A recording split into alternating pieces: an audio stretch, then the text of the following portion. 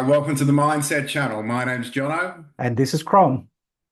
The Mindset Channel, where ancient wisdom meets practical strategies to move yourself forward. Yes, yeah. Today we're going to be talking about something very, well, kind of new. It wasn't really popular 10 years ago, but now a lot of people talk about this, and that is the imposter syndrome. That's it. That's it. We're going to take a bit of a dive into the imposter syndrome, go through what it is, some examples of how it operates, and what you can perhaps do about it. Yes, correct. So, okay, Jono, what is the imposter syndrome? All right. Well, listen. So, have you ever felt essentially like a fraud? All right, Mm, like you don't truly deserve your achievements. yeah.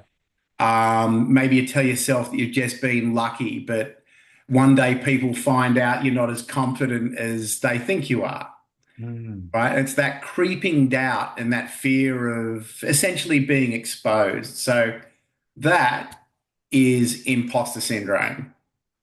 And look, it's not just about self-doubt, it's a deep-rooted belief that you're actually not enough, yeah. despite all the evidence that exists to the contrary, Yeah.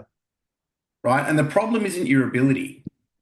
It's the emotional mind filtering your reality. Mm. And so, look, today we're going to break down what causes imposter syndrome, why it keeps showing up in your life, and most importantly, how you can free yourself from it. That's right. And also at the end of this, or maybe we trickle in throughout the video, let's look at the ancient world and how they dealt with the imposter syndrome. Yeah. That's exactly right. Like I said, imposter syndrome is nothing new. And it's not something, if you look in the DSM-5, it's not something you're going to find in there either. Yeah. Um, Is it made up, do you reckon? I mean, no, everything's it's a made real up. thing. But in and of itself, it doesn't qualify as a condition as such. But, Mm. maybe that'll change down the track. Yeah. Yeah. All right. So what exactly is imposter syndrome? So I've got a definition from Dr. Pauline Clance and Dr. Susan A. Eames, who were psychologists who first identified imposter syndrome back in about 1978. All Wow. right. So it is recent, isn't it? Recent enough, recent enough. It was Yeah. first identified. But here's the thing.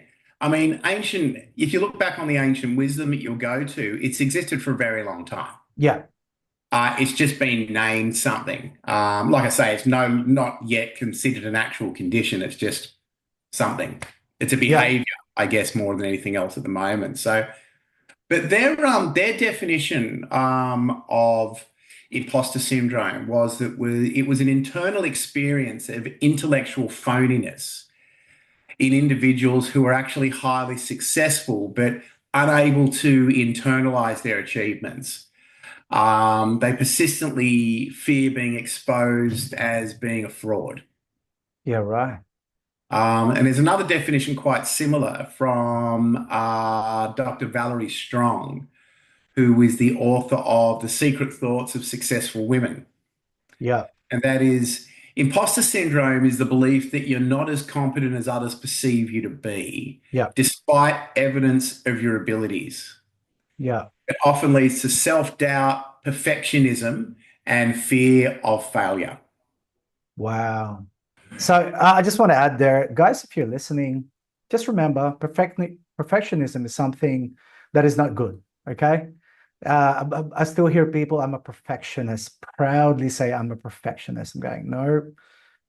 We talked about that in previous episodes, didn't we?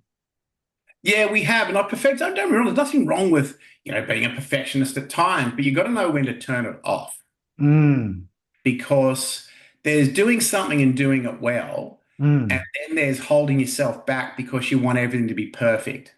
yeah, All gotcha. right. And that's essentially what happens with imposter syndrome. So, Mm, but look, I myself, as we were getting this episode together, I went through some of my own behavior and attitude over the years and really saw where imposter syndrome for me used to be a thing. I'm pretty good with it these days, but I think we've discussed before here. I had a very successful outsourcing company back in the Philippines yeah.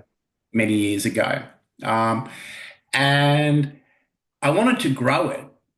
And so I had to bring in some partners. I remember thinking at the time, oh, thank God I found this partner. I can't believe someone actually wants to work with me. Even though I'd set up a really good business, my attitude wasn't that I'd invited someone else in. I was like, thank God I found someone, Yeah. okay, who'd want to work with me. And then we went on from there and decided we wanted to acquire another company.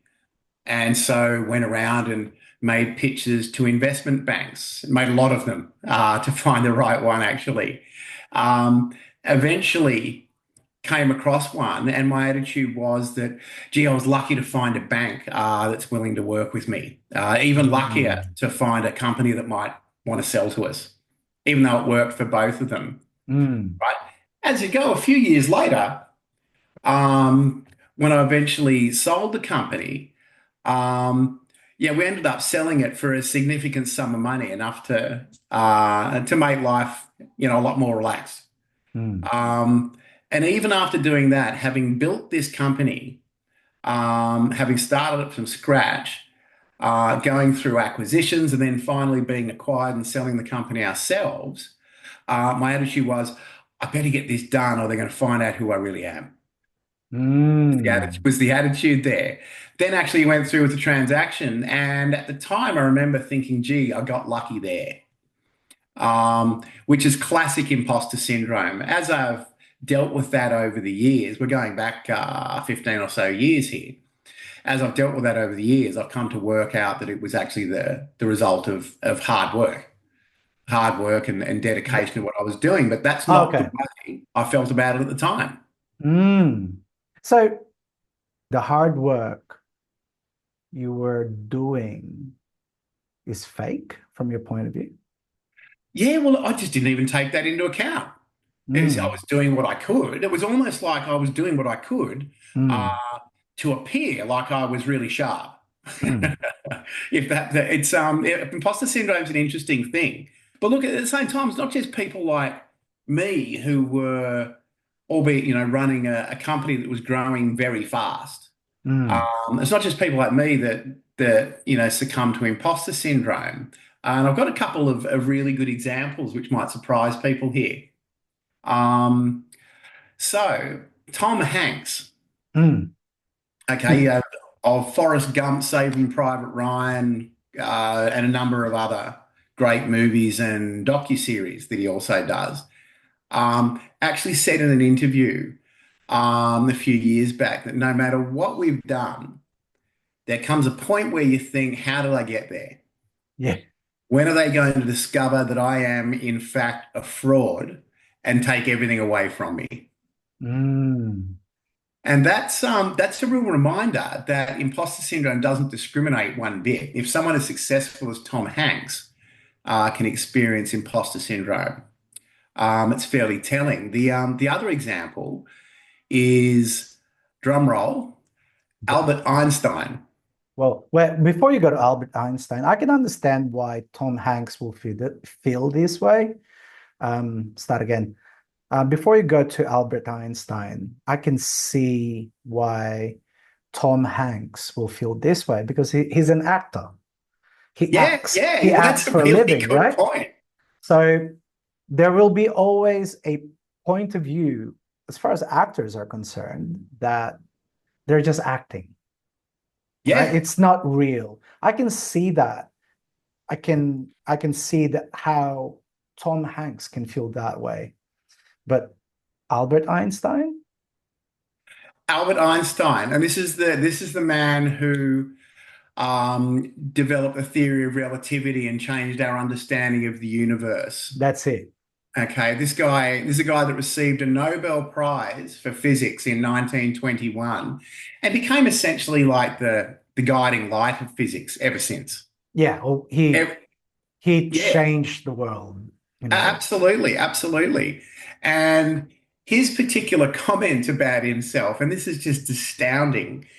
What he said was, the exaggerated esteem in which my life work is held makes me very ill at ease.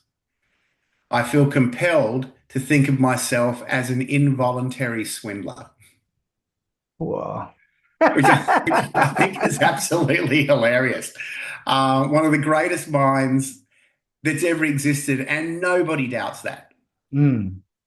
Okay, he'd been given a Nobel Peace Prize to confirm his standing in the world, and it didn't mean anything. But nonetheless, he kept moving ahead, making groundbreaking achievements. Wow. There you go. It's funny because how would he think that way? Well, oddly enough, we're going to get into that. Mm. So look, imposter syndrome is not something that you're born with. All Yeah. right. Before It, you jump in there, guys, I'll ask you, Janet, what is an imposter? Imposters are fake. Imposter, in Tagalog is impostor. That's why I keep on shifting. There you go. An imposter is someone who pretends that they're someone else. Yeah. They're pretending to be something they're not. Yes, that's it. All Yeah. right, please go ahead. Okay, so there's three main things that can lead to it. Like I say, you're not born with imposter syndrome. Now the first one is that you don't have a clear criteria to evaluate yourself. Mm, All right. And without an objective way to measure your progress, you're kind of floundering. Your mind kind of fills the gaps with doubt. you're All right. right. You hear me talk about criteria Yeah, on this podcast quite a bit. And this is another way to look at it. You need criteria. What's the criteria to actually evaluate yourself? yeah. Now, number two is your emotional mind Hmm. overriding logic. Wow. And again, that's another thing I speak about is the emotional mind quite a lot. So look, instead of seeing things as they are, your emotions shape the story. And when you do that, you're typically going to take things in a negative direction. Yeah. It's because you feel something is true. It goes on from point number one. Point number one, there's no clear criteria. Yeah. Point number two, because there's no clear criteria, your emotional mind overrides logic and replaces it with something you feel. Mm, I feel like I'm not where I want to be. I feel like I'm not successful. yeah. And thirdly, you compare yourself unfairly. And so what that essentially means is instead of measuring your progress against your own journey and notching up those successes as you go, Yeah. you're trying to compare yourself to someone who's potentially way further down the track you are. Yeah. You are. Um, and because you're not as good as them, you assume you're failing. It's funny you said that. One of my friends is doing really well. He's doing really well. He's got a functional business. He's got a family, and he's got a house. He's got money, right? Yeah. And then I actually asked him, so how do you think you're going?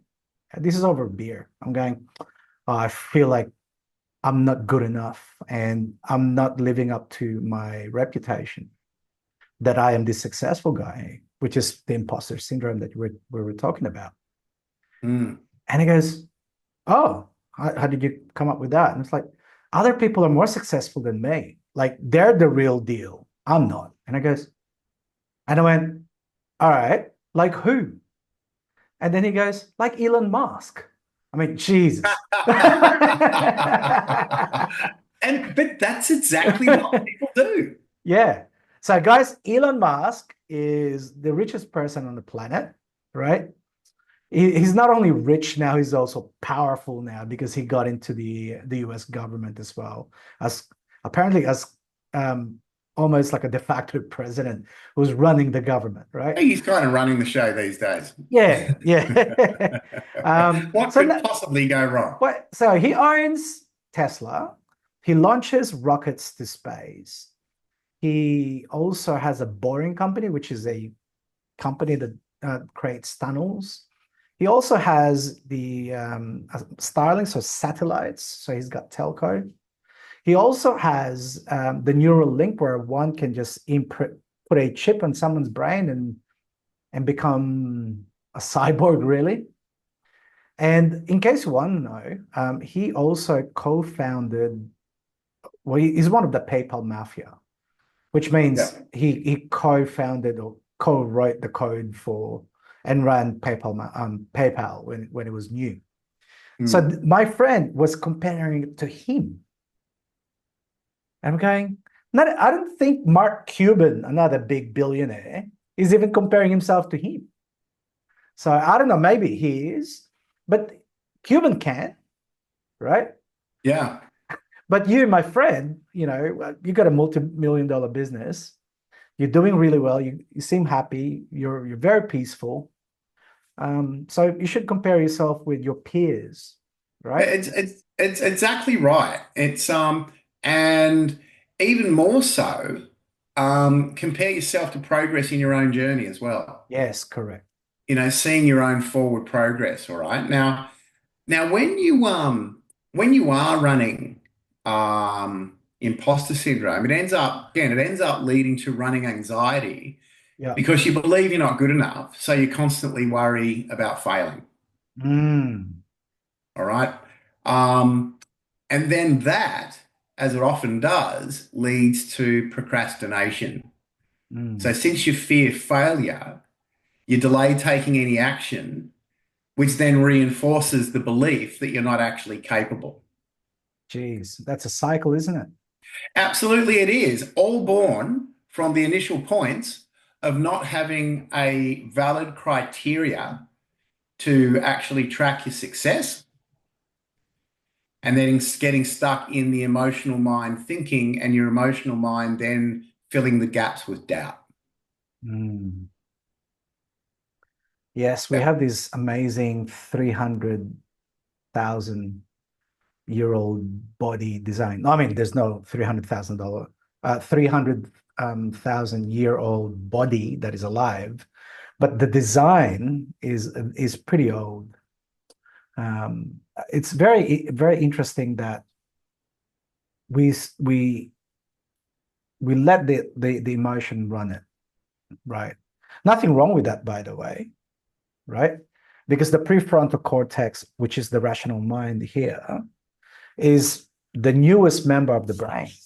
It absolutely is. It Yeah. absolutely is. So it's the regulating of the body, followed by the mammalian brain. In case you want to know, I think other people describe this as lizard, mammalian, Yeah. and human brains.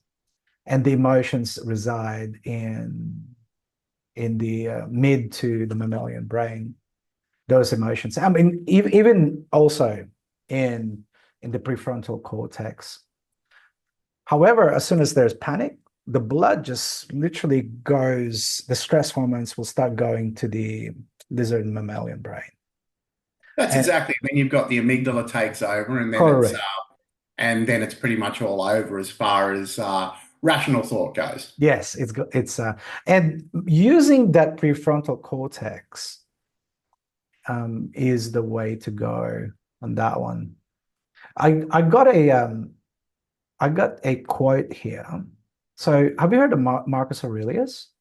Yeah, absolutely. The former emperor of Rome. I think we were Yeah, yeah. talking a So, while back, the most powerful man in the world, bar none. well, exactly. So imagine this: Rome, as in ancient Rome, um, he is the emperor. This guy is the. If you want to do really well in life, download his or read his diary called Meditations. Right. Yeah, So this guy will go to a battlefield. Well, no, he's not in the battlefield, but he's got these books, and the most famous one is Meditations. He wrote it as a diary to himself. He would even describe a section of his diary. He would also describe, yeah, remember that tall guy on displays, yeah, that's the kind of guy. There's only one person that would know that, and that would be him. So I can imagine him. He'll probably be a bit shocked to find out that his diary got published, right?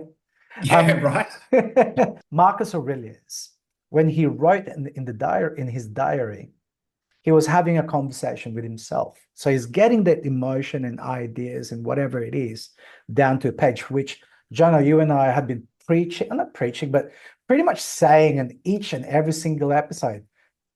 Have a journal, write down your thoughts, right? If it was good enough for the Emperor of Rome. Yeah, exactly. Well, he took it to the next level. He wrote in Greek Mm, because he can write in Greek. He can speak Greek as well as Latin, right? Which is his first language. Um, he One of the theories about Marcus Aurelius why he wrote in Greek. So when you think in a different language, you're really separating yourself now from that initial thought, yeah.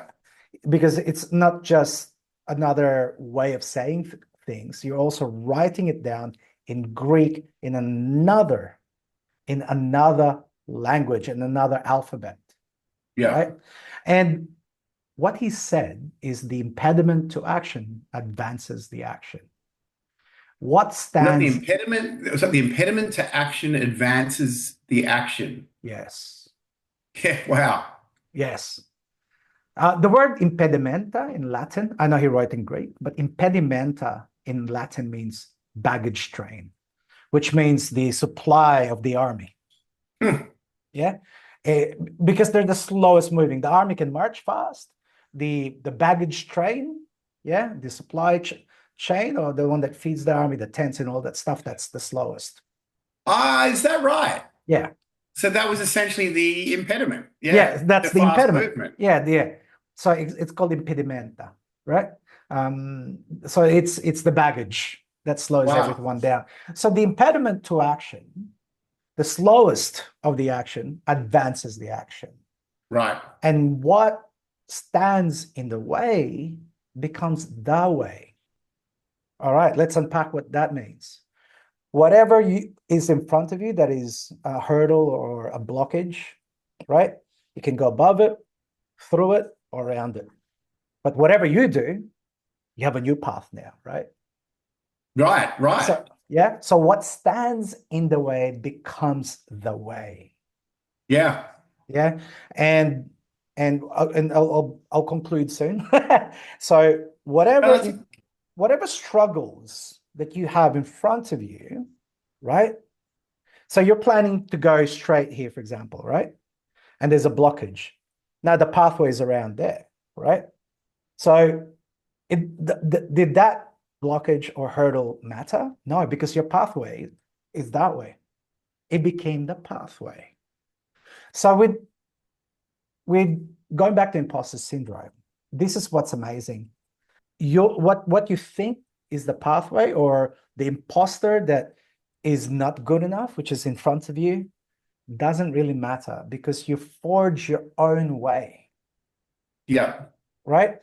In marketing, we have fake it until you make it, right? Right. Right. Now we have that saying, right? And I'm a marketer, digital marketing, and I've been marketing now since 2004, and I have multiple clients. So imagine this. I have a new client, it's a new brand, it's a new product, it's a new service. I've never done it before. And I'll give you an example. I even had clients, right, that they market to women, shoes. And I can tell you this right now, I've never worn women's shoes in my life, right? So Come on, tell the truth. no, I haven't. So yes, so I had to think like a woman, and I had to think like a woman that wears shoes. I had to think how like a woman would put on her shoes, right? So I had to fake it. Yeah. Right. So I have to pretend I am a woman, right? And I needed to embody the idea that I am a woman wearing shoes. right?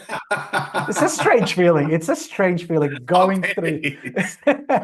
Now I can write my content. I can come up with a strategy. I can write my ad. I can write my copy. And I can tell you right now, it worked. How did I know? Because there was lots of sales, Mm, right? And it was written by a bloke in Sydney, you know. yeah, So that's that kind of that's what I was trying to say about Marcus Aurelius. Is what he said is that hurdle in front of you becomes the path. right. Yeah, the impediment to action advances the action, Yeah, and what stands in the way becomes the way. right. And that's from the Emperor of Rome. Yeah, wow. Yeah, it's Argue with amazing he that. was writing this stuff a couple of thousand years ago, Yeah, right? So, this is 2,000 years ago, yeah, right? 161 AD, almost 2,000 years ago. yeah, wow, Yeah. wow. Oh, so yeah, that's I think that's interesting. Yeah, absolutely, Yeah. absolutely. So, Tell me all more right, about so the imposter syndrome, man. yeah, so look, when you're talking imposter syndrome, as anything, I like to break behaviors up into their components. Yeah, right. All right, so if you look at it with imposter syndrome, you've essentially got some of these will have been brought up before. You've essentially got seven components Yeah, that make up the behavioral pattern. yeah.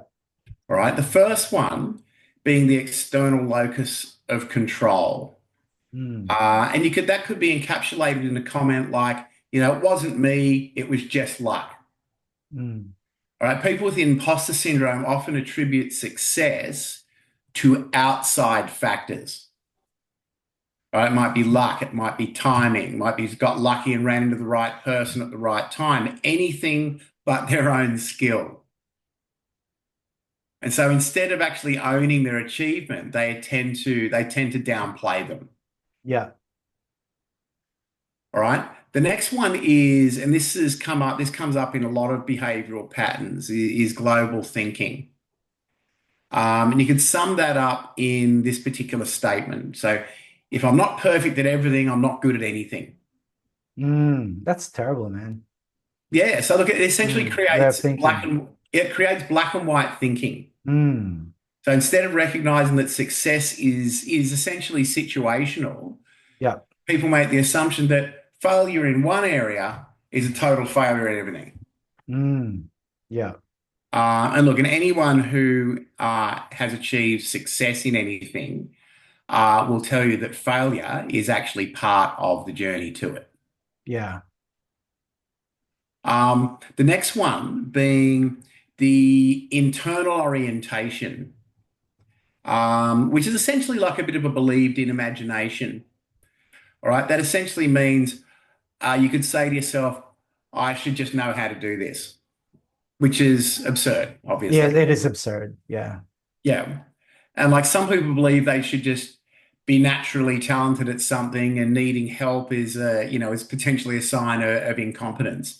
Instead of looking as learning as the growth, the necessary growth, they see the need to learn as proof that they're not good enough. Mm, All right. The fourth point here is ineffective compartmentalization. yeah. And it's a little bit similar to an earlier point in this way.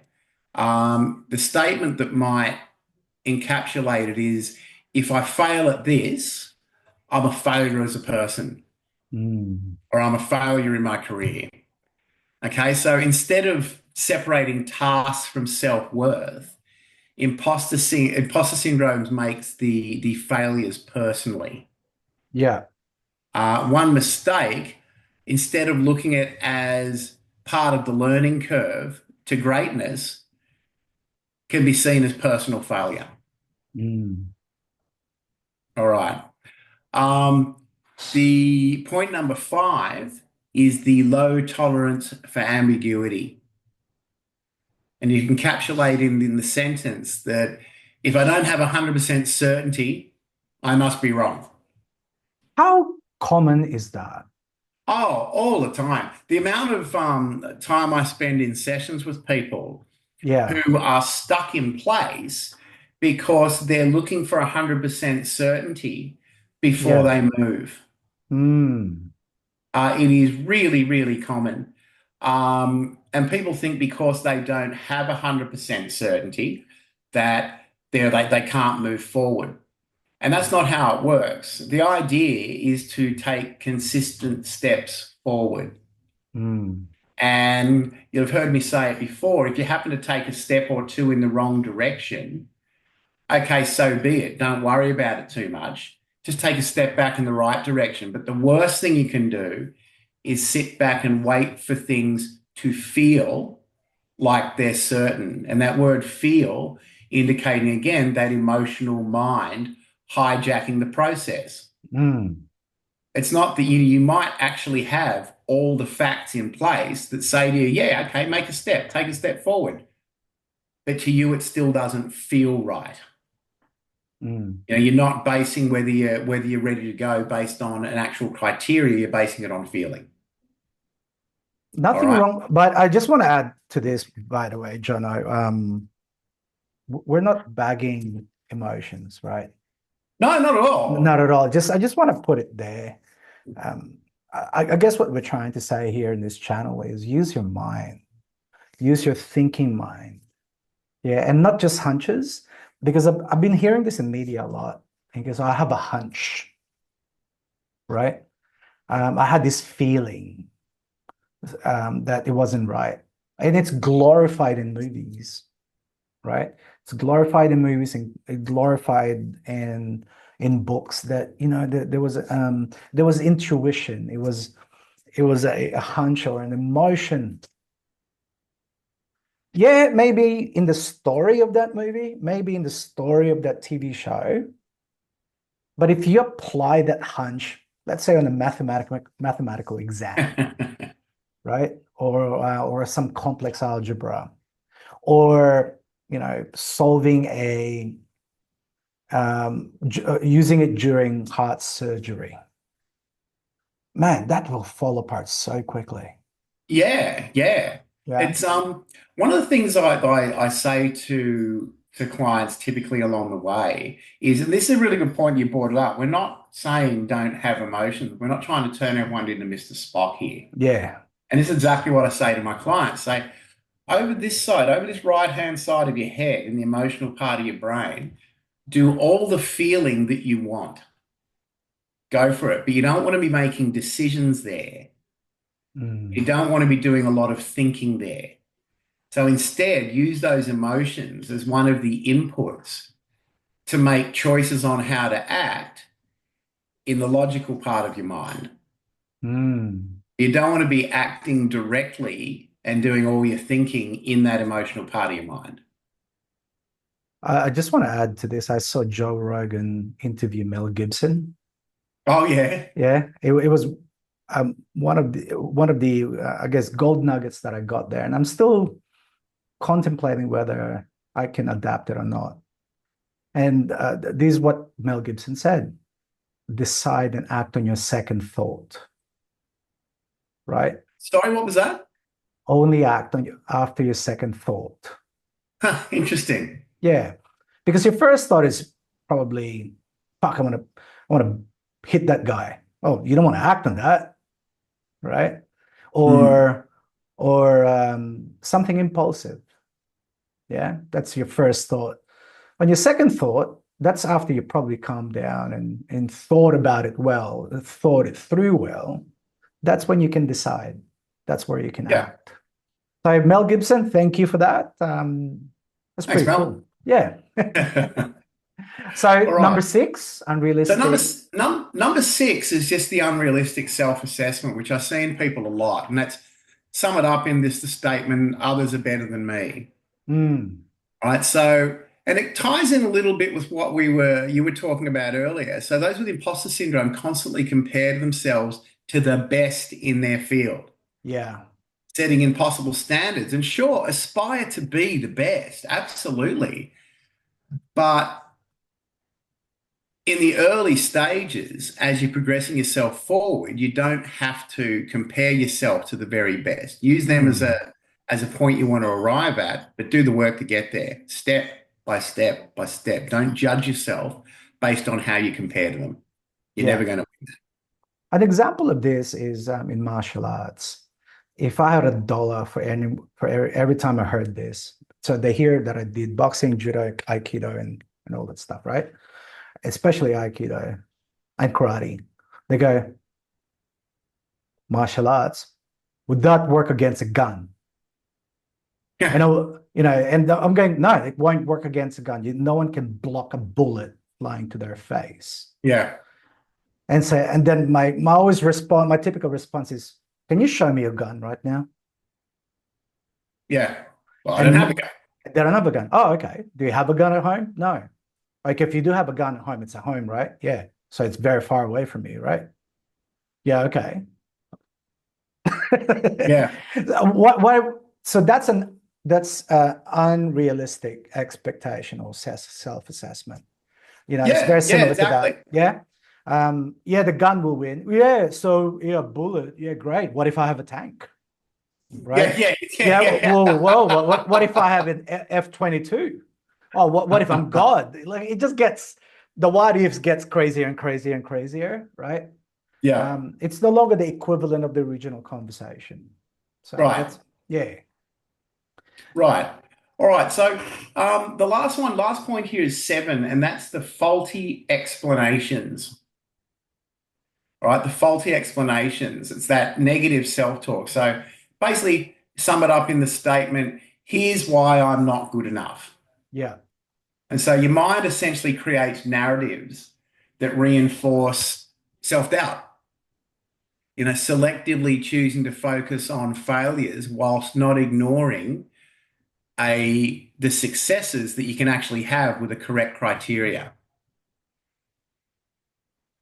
All right. So they're essentially the 7 points that make up Yeah. imposter syndrome, all of which can be changed, all of which are just thought patterns you've developed and become habitual. All of it can be changed. That's right. Can you see that part? State, story, strategy, Yeah. right? So the first part of that one is state. Yeah. So faulty explanations is usually a faulty story that Yeah. we tell ourselves. So if I'm hearing my explanations in the stories I tell myself as a bit of a downer, right? Or it's just not even it's not even equivalent to what we're actually talking about, right? Mm. It's out of this world. It's time for me to go to the gym, go for a walk, just to change my state. Yeah. And it's almost 100%. Hey, if the state is still there, I change my posture. And if the state is still there, I go for a 100-meter sprint. My Yeah, you've mentioned this one. You've mentioned Yeah, this one as a great way to do it. Yeah. yeah. The self-talk and this whatever state you're in is gone if you run for 100 meters sprint, Mm. right? Um, After one has changed the state, then you can also you'll notice that the story you're telling yourself will also change. Yeah. And the third part of that one is strategy. Then you can plan. Then you can Right. decide. It's like Mel Gibson's story again. Oh, only decide on your second thought, right? Um, Another story I want to share with you guys is when I was doing martial arts, and I did it for 30 years, very long time. Yeah. But I spent a good 4 to 5 years in brown belt. Yeah. Because I did not feel I was good enough, even though I was doing really well. I was doing really well. I needed to go to Iwama, Japan, and learn under the uh, the grandmaster of Iwama Aikido, Hitohiro Yeah. Saito Sensei. I That'd have been needed amazing. to. Oh, it was great. It was great. It was like full on meditation under the waterfall, planting rice.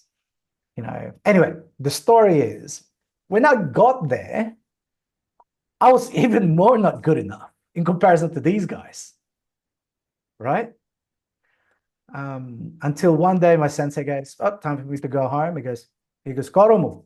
They call me Koromu in Japan because they can't say Chrome. They just can't say Chrome, right? So my name is Koromu. Yeah. So Koromu, Aikido, good. I guess, oh, good. That was a big deal because sensei doesn't, the Japanese way is to correct you. So it's negative reinforcements, dame wrong, dame wrong. And if they just went silent, that means you're not doing anything wrong. So it's negatively reinforced, right? Right. So when he said, good, that's positive reinforcement now, right? And then I got to Sydney, got handed my black belt. That's when I felt that I was good enough, right? Yeah. What changed? It was the Right. same guy. Yeah, It maybe the training. just your own perception. No, it was just the black belt. Yeah. Somebody handed me a black belt. Here's your black belt, mate. Oh, cool. I'm a black belt. Woohoo! It's like the Wizard of Oz and that story of the lion, that he needed Yeah. to be courageous. He needs to be brave. So the wizard gave him a medal. Yeah. And immediately he became courageous. And the same thing with imposter syndrome, right? One of the best people, human being I've ever met is he's doing way better than me. He co-owns an agency, right? He's doing better. He's got more clients than me, right? He's been doing it longer than me, right? And then he opened up to me one day. He goes, he's got anxiety, lots of anxiety. I went, oh, okay. Why? What kind of anxiety? And then he asked me, oh, there's more than one? I went, yeah. You need to find out what are you actually fearful of in the future. And he goes, he feels like an imposter. So why? Because he started the business without any experience and he learned it throughout the 5-year tenure. Yeah. Mm. And I said, dude, it's been 5 years, right? If you count your hours, do you think you've done 10,000 hours? I go, oh, more than that. You're a master now, mate. Mm. You're a master. That's the definition of mastery now, right? 10,000 hours. 10,000 hours, exactly. That's right. It's like, it's like, have you noticed that you can talk marketing and digital marketing and SEO and social media and pixels and copy to your peers? But if you say that to your friend that doesn't know digital marketing, they'll just go over their head. So yeah, well, there you go, man. That's not imposter to me. You know why? If they care, this is what I don't get about imposter syndrome. Imposters don't care. Well, that's exactly right. Right? An imposter, that's why they're being an imposter. They don't care, right? If you care that you're about your life and what you're good at, well, that means you're not an imposter. Yeah. Yeah, it's a good way to look at it. Good way to Yeah. look at it. Yeah, I like that a lot. Yeah. And one more thing before I go is one of the things that I picked up from the Bhagavad Gita, right, is there was a conversation between a warrior prince, Arjuna. You might have to explain to everyone who Bhagavad Gita Okay, is. so Bhagavad Gita is an Indian mythology book, right?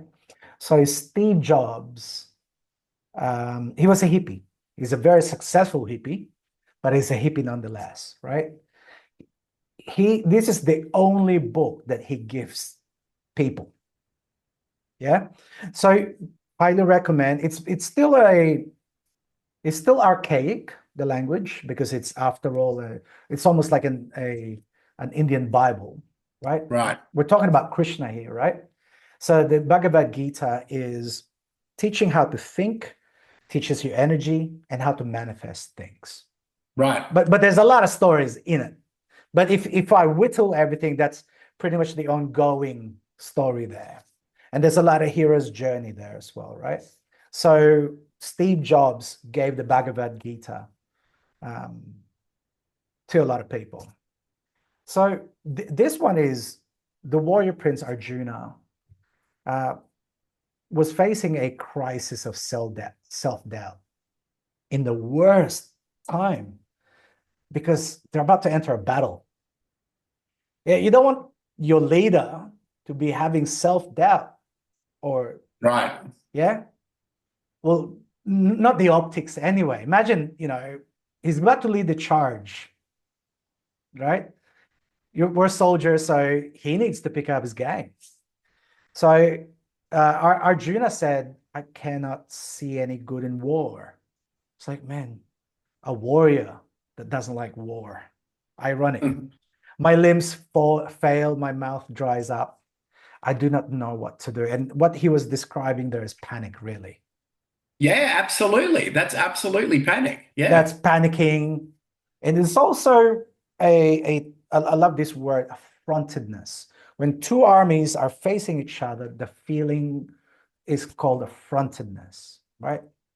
So that's the only time one should feel that. You call it And frontinese, yeah? affrontedness. Affrontedness. Okay. Yes, correct. Yeah, yeah. So that's the only time one should feel that way. Not one should not feel, when I say should, as in scroll back the emotions now, guys. If you see a Twitter or an X post about right wing, left wing, center wing, whatever, and then you get Exactly. and then you get triggered, and you just need to reply to a total stranger and ruin dinner with your wife. Right. So Absolutely pointless activity. that is pointless or the wrong way how to go through affrontedness. Yeah. Yeah. So affrontedness is when there's two affronted face to face, right? So they're psyching themselves out for battle. They're gonna draw their swords, their spears, and their shield. They're about to whack each other and kill each other in the battlefield. So that's Yeah. affrontedness, right? That's the only time one should feel that way, right? So what Arjuna was describing is my limbs fail, my mouth dries up, and I do not know what to do. Krishna said, Wow. yeah, I don't know what to do. So he's panicking. Krishna said, you have control over your actions, but never over the results. Right. You can plan on your results. And Krishna said, do your duty without attachment to success or failure. Okay, I'll summarize this. Duty over doubt. Yeah. And that's the three words to put in: duty over doubt. Which Duty, essentially another way to do it is keep taking the steps, keep moving correct, forward, correct. don't get frozen in place. Yeah. I just want to add to this as well. A lot of people say, but I've got a right to say this. I got the right to do this. I got the right to be here. What comes with right is a duty. Right. Yeah. That was originally what it's invented for. There's rights and there's a duty, right? You can't have the right without the duty. Yep. Yeah. That was the original premise of it. People remember the right and not the duty. So when you feel like you're an imposter, you're not good enough, that you're just faking it, yeah, even though you got 5 years, 10 years experience, right? Who are you leading? Yeah. What is your duty? What do you need to do? Because everybody is depending on you. That comes first, Right. right? And whatever, Love it. yeah, yeah. And like you said, the imposter syndrome seems to appear when they're on peak of their game, or they're starting to succeed, or they're successful already, or I guess it's that beginner. I want to be a beginner. I'm just a nobody. That the false humility that drags us down. I call it false humility because it's not real. You're trying to be humble. And strangely enough, imposter syndrome also can accelerate as you become more successful, because now there's more success and there's more expected success. Yes. So it can actually accelerate as you become more successful. So So yeah, focus on the duty instead, rather than, I guess, the the pride or the ego that dictates it, yeah. right? And that usually will drive that imposter syndrome. It's a syndrome. It's a phenomenon. It's a pattern. It's a cycle. It's a condition. It's an illusion as well. It's a distortion. It can also be a trap. It's a Yeah. struggle-ish, right? So I just broke down different ways to say syndrome. No, I love And it. So and all of those is um can be deleted or removed. that's the important thing with any condition, syndrome, whatever you want to call it. Anything can be changed. Yes. Anything that's based on a behavioral pattern can be changed. So why don't we look at three simple techniques, three simple Yes. methods you can use to address your imposter syndrome. You've been hearing us talk about it, defining it, giving examples of it. Yeah. So what do you do? Yeah. What do you do? What do you do if you got imposter syndrome? So technique number one. Yeah. This is all about practical strategies here on the Mindset channel, and they're always simple but effective. Yes. So, technique number one is simply the reality check method. Mm. It's based on the fact that if left unchallenged, your emotional mind will run riot Yeah. and lead you to the wrong conclusion. So, if you feel like an imposter, simply ask yourself, okay, what's the evidence that I am truly incompetent? Mm. What is the evidence I'm truly incompetent? Next thing is, what would I say to a friend who felt this way? And I use Mm. this technique with people a lot. When they're explaining something to me, I put it back on them and say, look, if I just explained all of this to you, what would you say to me? Yeah. Before we go to number two, I just want to add to number one. So what's number one again? Number one was, what is the evidence that I'm truly incompetent? All right, so I need to balance that. What are the evidence also that I am competent? Yeah, well, that comes at That's point to be number balanced, three. right? Yeah. That comes at Uh, point number three. So that's point number number three. one was, Yeah. what is the evidence that I'm truly incompetent? Yeah. That's where it starts. Yeah. The second question, what would I say to a friend who felt this way? Yeah.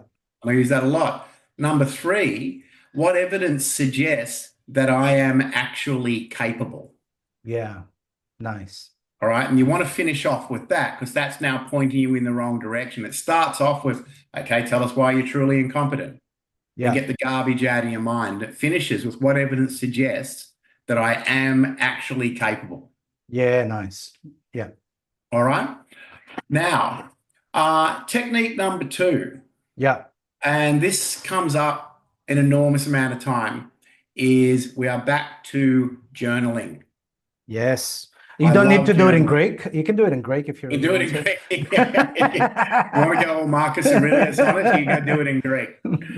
But look, just and in this case, make a wins journal. Mm. So every evening when you're done, write down three things that you did well today. Yeah. Simple. They don't have to be huge things. They can be handled a difficult conversation or made small progress on something you've been struggling with. But the goal being to train your mind to recognize success instead of dismissing it. Because this is really important. What a lot of people with imposter syndrome do is they dismiss their success and focus on the failures.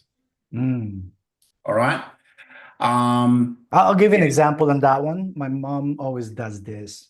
I think it's a cultural thing. So my mom is Filipino. I was born in Philippines, so the Filipino mindset is still there.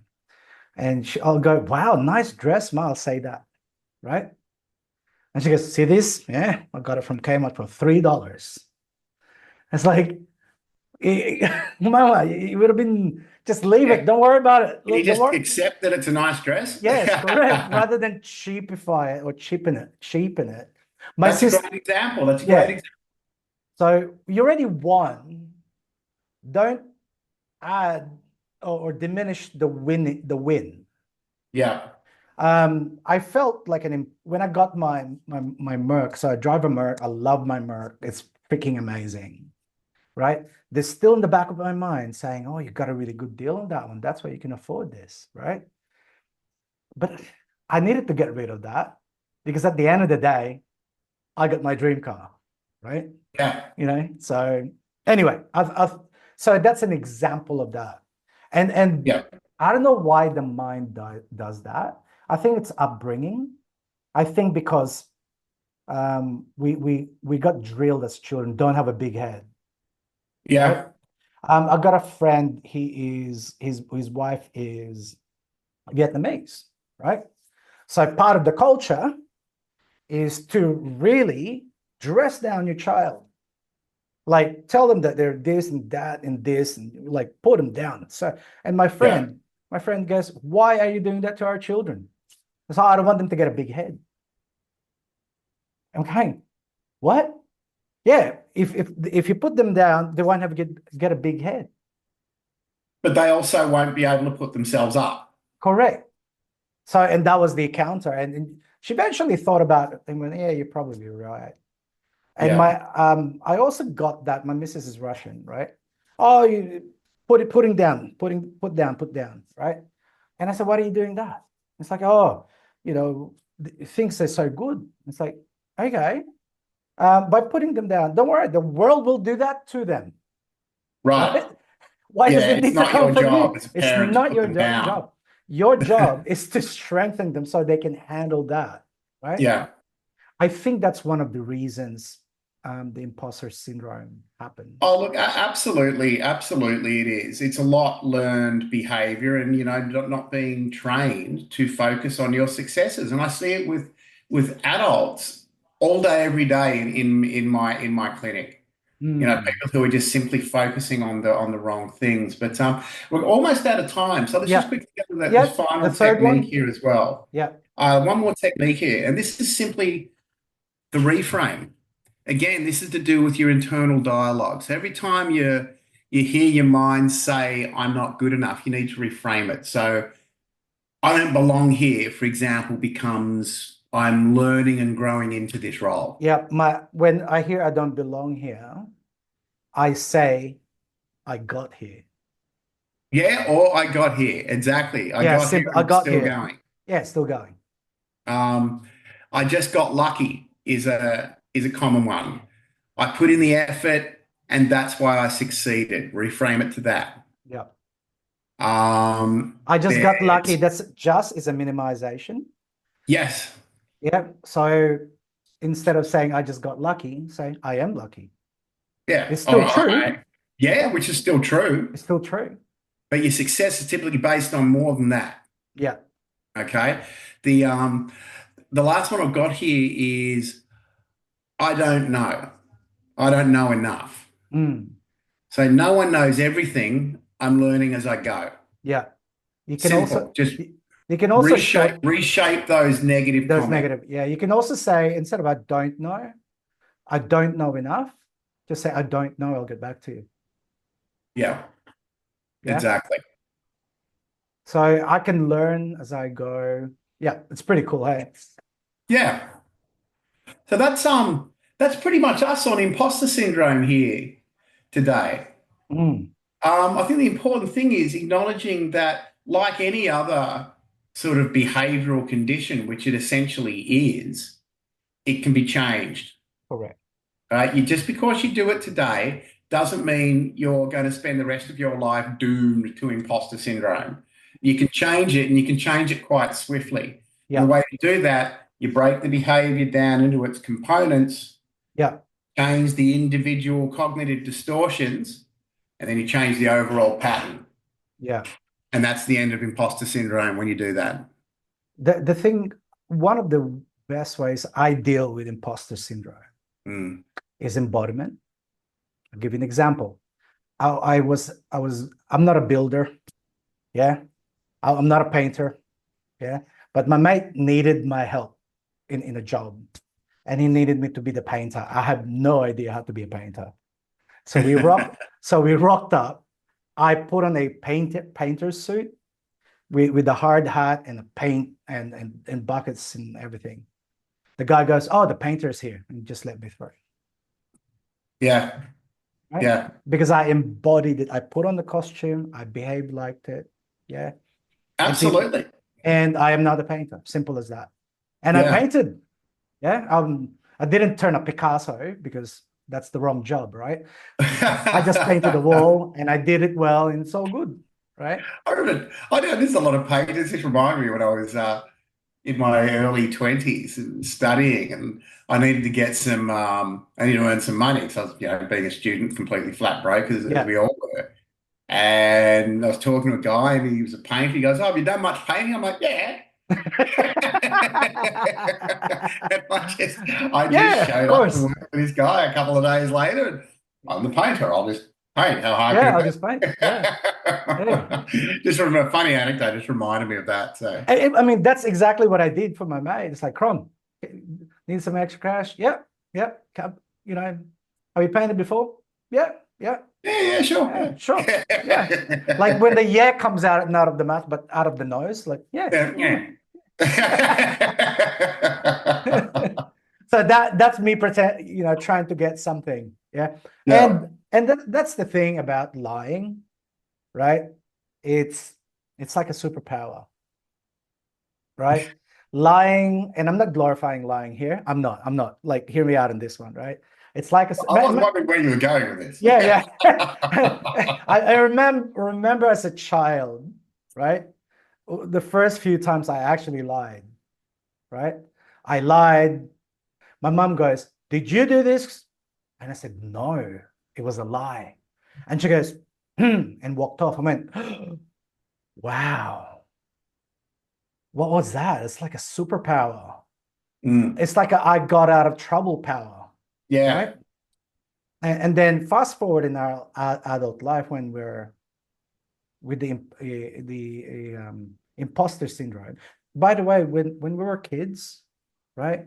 I got friends that put on a towel on their neck and tried to fly. Yeah. They pretended to be Superman. That wasn't Yeah. a problem. Yeah. How did that become a problem in our adult life? Mm. Right? So anyway, I guess what I'm trying to say is we will always pretend. Yeah. We will always pretend. We will always be who we want to be. Mm. That's the case, especially if you want to grow. In fact, the least successful people I know are so certain they're good.